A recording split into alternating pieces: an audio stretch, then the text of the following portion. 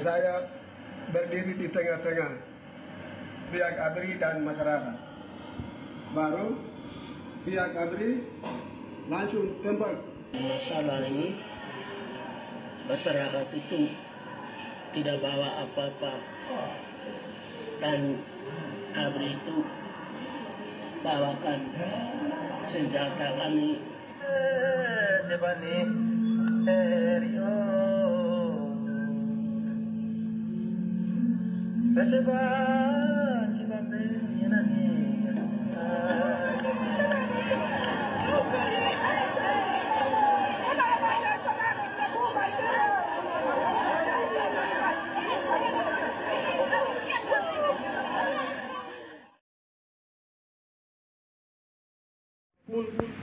Kembali dan mengejar remaja-remaja tersebut, dan 2 orang lari, 1 lain ditahan dan dipukul hingga babak belur.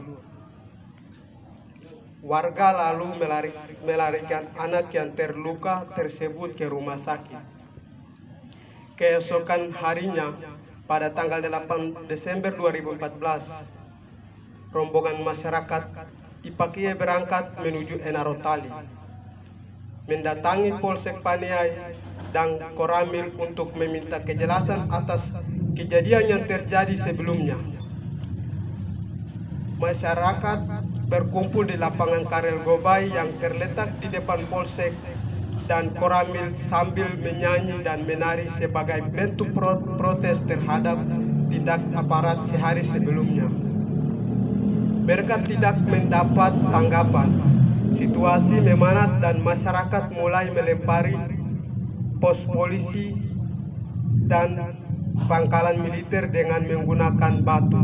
Sayangnya, aparat menanggapi aksi tersebut dengan penembakan yang mengakibatkan 4 orang tewas dan 21 lainnya mengalami luka berat akibat kemanusiaan.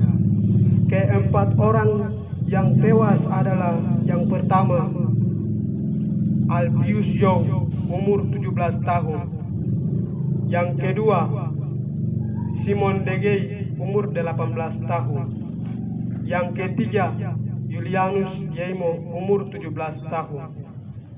Yang keempat, Apius Gobai, umur 17 tahun. Mereka merupakan anak SMA negeri. Di antaranya remaja tersebut adalah tidak sengaja lewat jalan itu, namun tertembak.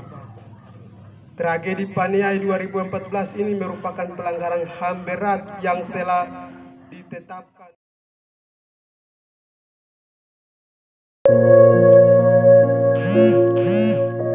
Menjadi kaya itu mulia. Miskin tak sesuai fitrah agama. Masyarakat jangan melihat gelagat menumpuk kekayaan hasil korupsi. Wakil rakyat gelandang karena rasuah. Prakarsa jujur mengemuka. Negeri ini negeri apa? Jujur. Telah hilang rasa empati.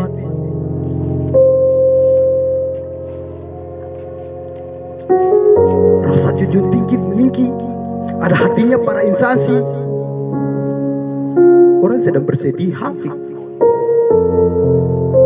Bukan ditolong malah di ruang pengadilan negeri Makassar. Kalau saya tidak salah, sidang ini yang ke-11. Kalau saya tidak salah, sidang kasus Paniai ini berjalan dari tanggal 21 September sampai tanggal 8 Desember hari ini sidang putusan. Hal yang harus saya sampaikan di sini, setiap orang yang memberikan saksi, yang memberikan kesaksian, itu dia akan berbicara berdasarkan apa yang dia lihat, didengar, dan dirasakan. Dan saya bicara malam ini sebagai saksi.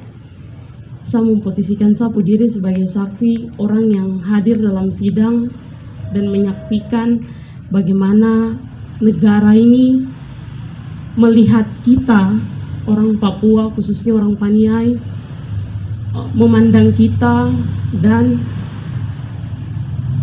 merasa bahwa mereka memiliki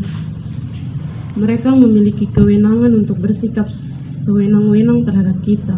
Mereka memiliki kekuasaan untuk bertindak biadab terhadap kita karena tidak terlepas dari bagaimana mereka memandang kita sebagai orang Papua, tapi juga memandang kita sebagai orang Paniai.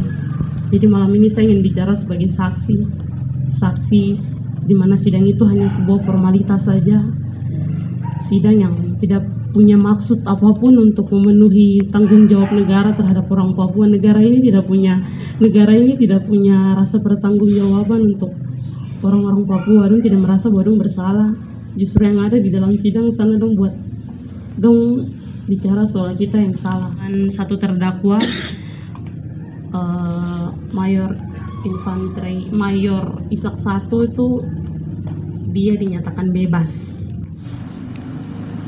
Tadi kasih tahu dia punya teman-teman datang dan mereka serang masyarakat yang saat itu sedang melakukan perbaikan jalan. Jadi mereka perbaiki jalan, minta uang untuk pembangunan pondok Natal, dan itu berbeda dengan kronologis yang ada dari keluarga korban, termasuk dengan kronologis yang tadi kawan-kawan ada bacakan.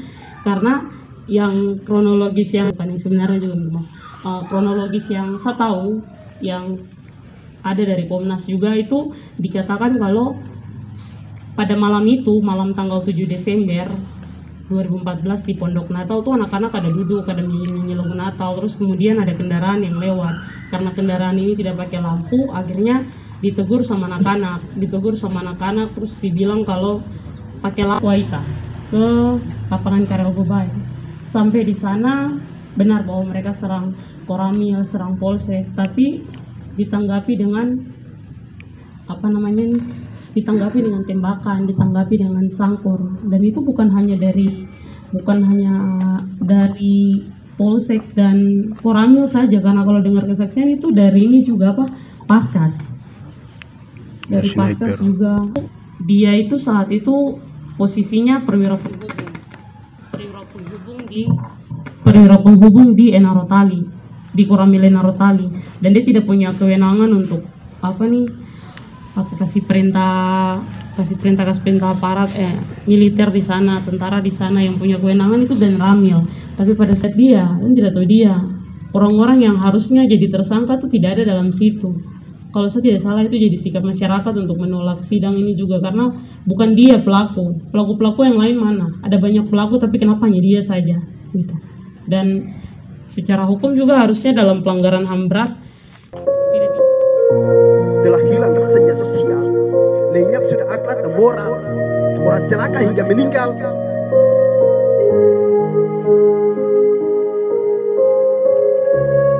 Rakyat sakit, rakyat mati, malah pemerintah nonton video viral, nikah, dan lain-lain.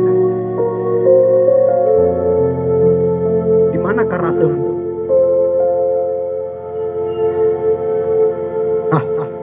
Telah lenyap rasa ibadah, tiada lagi kepekaan rasa. Orang sedang susah, merana, hanya sekedar dilihat mata.